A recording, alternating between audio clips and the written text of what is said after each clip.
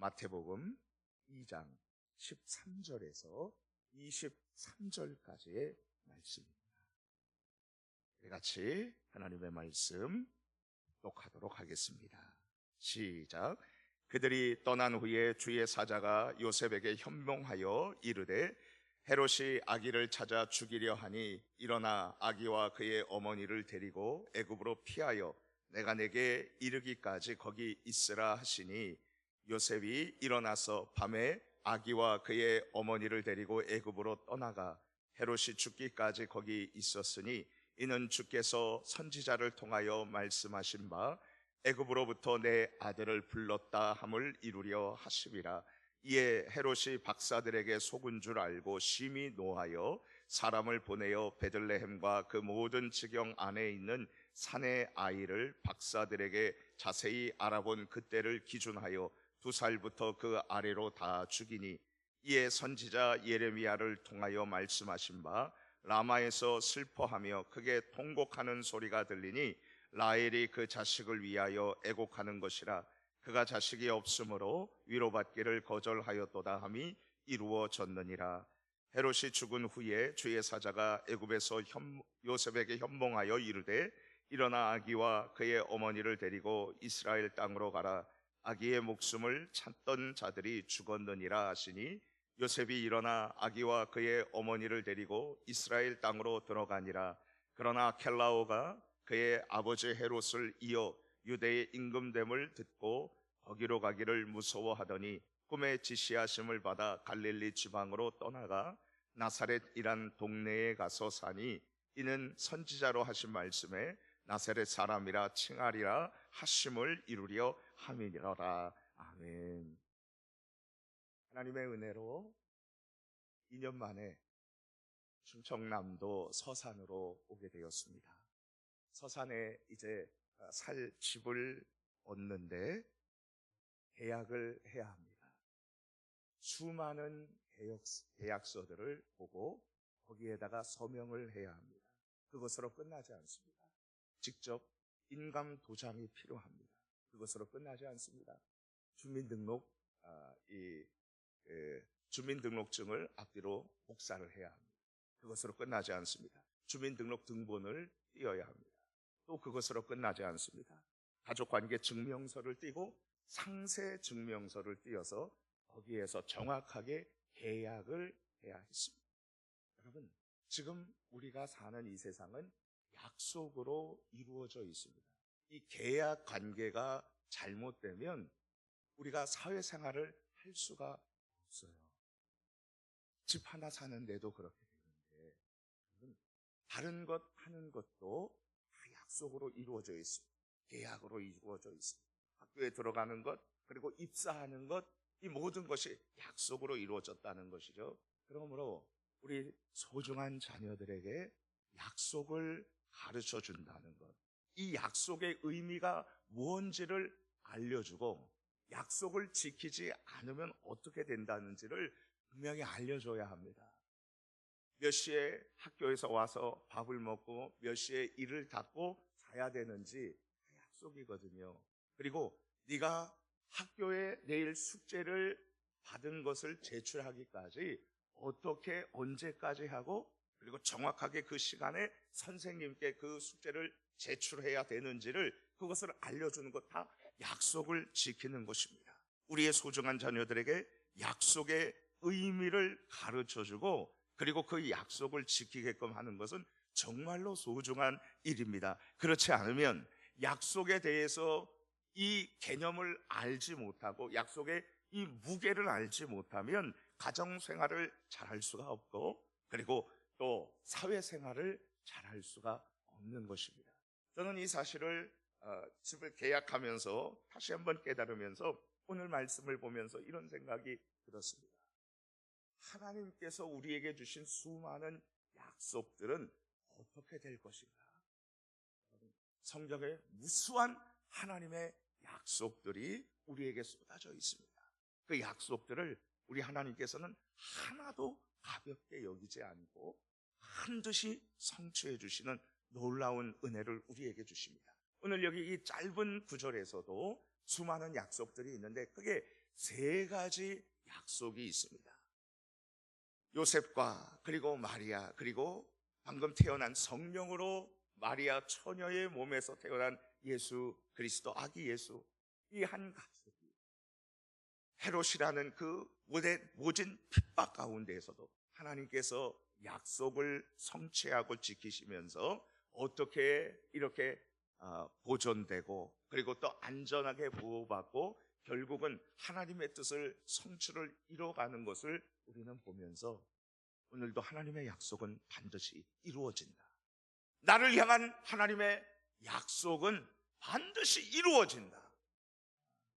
여러분, 지금 우리가 혹독하고 어려운 그러한 시간을 보내고 있습니까? 추운 겨울을 보내고 있습니까? 내 영혼의 추운 겨울날을 지나고 있습니까? 하나님의 따뜻한 약속은 반드시 이루어짐을 우리는 꼭 기억하고 명심하고 그 주님을 붙들고 나아가야 될 줄 믿습니다. 자, 우리 같이 함께 오늘 본문의 말씀을 보겠습니다. 우리 13절 같이 14절 말씀 같이 함께 보도록 하겠습니다. 13절 14절입니다. 시작.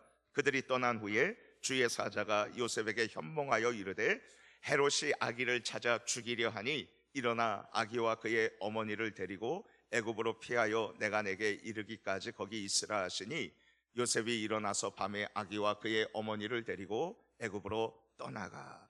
지금 베들레헴에서 아기를 낳았는데 예수님이 탄생했는데 동방 박사들이 범상한 그 왕의 별을 보고서는 그곳까지 찾아왔어요. 그리고 이 소문이 헤롯 왕에게까지 퍼졌습니다. 헤롯 왕, 그는 왕도 아닙니다. 분봉왕, 지금의 영주 정도의 그러한 역할인데도 불구하고 시기심에 가득 차서 언제 내가 이 자리를 빼앗길지, 로마 황제가 그 자리를 주기 때문에 언제 또 반역이 일어나고 그리고 음모술수가 있어서 자기가 이 자리에서 내려올지 늘 두려워했었던 인물이었었거든요. 그래서 여기 이 베들레헴에 이 예수를 죽이고자 했는데 그 뜻대로 되지 않자 2살 아래 미만으로 다 죽이는 그러한 대학살의 시간이 있게 됩니다. 그런데 그것을 피하게 하기 위해서 지금 하나님께서 천사를 보내서 어떻게 했어요? 현몽하여. 현몽이라는 것이 무엇입니까? 꿈에 나타났다는 거잖아요. 여러분, 꿈에 나타나서 그래서 애굽으로 피하라고 그랬습니다. 요셉이 순종합니다. 여러분, 지금 왜 하나님께서 이 천사를 통해서 꿈에 나타났을까요? 당시에는 성경이 완성되지가 않았습니다. 성경이 완성되지가 않았기 때문에 하나님께서 꿈으로도 말씀하실 수 있었습니다. 지금은요, 지금은 완전히 하나님의 계시가 성경으로 완성이 됐습니다. 그래서 하나님께서 기록된 말씀으로 우리에게 이야기해 주시고 이 말씀을 통해서 우리가 하나님의 뜻을 분별하고 그리고 판단하고 이 말씀을 붙들고 사는 것입니다. 그러므로 내가 지금 직통 계시를 받았다, 내가 지금 하나님께 계시를 받아서 내가 구원자다, 여러분, 이런 거 이단이에요. 내가 다시 계시를 받아서 성경과 똑같은 권위를 가지고 말한다, 그리고 똑같은 권위로 다른 이 이단들의 경전들이 있습니다. 예를 들어서 통일교의 원리강론이라든지 몰몬교의 몰몬경이라든지, 여러분 다 이단이에요. 오직 성경, 하나님의 이 기록된 말씀만이 우리에게 주시는 계시입니다. 그런데 이것이 이루어지기 전에, 완성되기 전에 꿈에서 하나님께서 이렇게 나타나서 말씀하시기도 했었던 것입니다. 요셉을 데리고 그렇게 피하라는 것입니다. 그래서 14절에 보니까 요셉이 밤에 바로 일어나서 밤에 아기와 그의 어머니를 데리고 애굽으로 떠났습니다. 바로 순종했었던 것이죠. 자, 그런데 이것이 미리 성경의 약속으로 기록되어 있었던 것입니다. 하나님께서 미리 예언하시고 그리고 언약, 말씀으로 약속하셨던 것입니다. 우리 15절 말씀 같이 함께 읽어볼까요? 시작. 헤롯이 죽기까지 거기 있었으니 이는 주께서 선지자를 통하여 말씀하신 바 애굽으로부터 내 아들을 불렀다 함을 이루려 하심이라. 아멘. 여러분, 헤롯이 죽기까지 지금 애굽에 피난을 가서 거기에서 안전하게 보호를 받았었던 것입니다. 지금 그런데 애굽으로부터 내 아들을 불렀다는 주께서 선지자를 통해 가지고 말씀하신 이 내용이 이루려 하심이라. 이루려 하심이라. 하나님께서 이루셨다는 것이죠. 성취하셨다는 것입니다. 제가 전에 교회에 한 여자 청년이 있는데 어머님이 이 이루다라는 말에 은혜를 많이 받아서 이름을 이룬이라고 썼어요. 성이 이시고 이름이 룬이에요. 이룬이. 얼마나 그 딸이 아름답게 자랐던지 전도사님이 되셨습니다. 여자 전도사님이 되셔서 그렇게 찬양을 잘하고 그랬었던 분인데 하나님께서 이루신다는 거예요. 지금 이 말씀 애굽으로부터 내 아들을 불렀다. 호세아 11장 1절인데 여러분 이 말씀은 이 사도 마태가 아주 담대하게 전체 역사 이스라엘의 역사를 보면서 이것을 그가 기도하며 하나님의 뜻 가운데서 이것이 성취되었음을 보여주고 있습니다. 이것은 여러분 애굽으로부터 내 아들을 불렀다는 것은 이스라엘을 애굽에서 출애굽시켰다는 것. 그 전에는 야곱의 이 아들들이 애굽에서 있다가 이제 다시 또 나오는 그러한 모습을 보잖아요. 예수 그리스도는 이스라엘 전체를 의미하면서 애굽에서 나왔다는 것을 그것을 성경에 응하기 위해서 그렇게 했다는 것을 지금 성경이 말하고 있는 것입니다. 자, 그리고 나서 지금 헤롯이 예수님을 죽이려고 찾아가 보니까 없으니까 그가 분노해서 2살 아래의 아이들을 다 죽입니다. 동방 박사가 왔었던 시간을 계산해서 혹시라도 왕으로 자기의 자리를 위협하는 이 세력을 다 멸절시키기 위해서 2살 아래로 죽이는데 성경은 이것도 하나님의 큰 뜻 가운데에서 하나님의 말씀 언약이 이루어졌음을 이야기하고 있습니다. 우리 16절, 17절, 18절인데 우리 17절, 18절만 한번 같이 읽어봅시다. 헤롯이 2살 아래의 아이들을 베들레헴과 그 지경에 있는 그 아이들을 죽였을 때에 이런 말씀이 성취되었음을 우리에게 알려주고 있습니다. 같이 함께 17절, 18절 읽습니다. 시작. 이에 선지자 예레미야를 통하여 말씀하신 바 라마에서 슬퍼하며 크게 통곡하는 소리가 들리니 라헬이 그 자식을 위하여 애곡하는 것이라. 그가 자식이 없으므로 위로받기를 거절하였도다 함이 이루어졌느니라. 아멘. 지금 예레미야 선지자의 이 18절 말씀이 나와 있습니다. 31장 15절 말씀인데요. 여러분 이것을 아주 담대하게 예수님을 통해서 이 마태는 해석을 하고 하나님의 뜻이 이루어졌음을 나타내고 있습니다. 라마에서 슬퍼하며 크게 통곡하는 소리가 들리는데 라헬이 그 자식을 위하여 애곡하는 것이다. 자식이 없으므로 위로받기를 거절하였다. 여러분 라헬 그러면 야곱의 두 번째 아내입니다. 그런데 이 야곱이 라헬을 굉장히 사랑해서 가장 사랑했습니다. 2명의 아내와 2명의 첩이 있었는데 4명의 아내 중에서 4명의 여인 중에서 가장 사랑했었던 그런 아내인데 치명적인 약점이 있었습니다. 무엇이죠? 아기를 낳지 못했어요. 그런데 하나님께서 그에게 요셉을 낳게 하셨죠. 그리고 나서 요셉이 애굽으로 팔려갑니다. 그리고 여러분 2번째 아기를 낳는데 누굽니까? 베냐민을 낳습니다.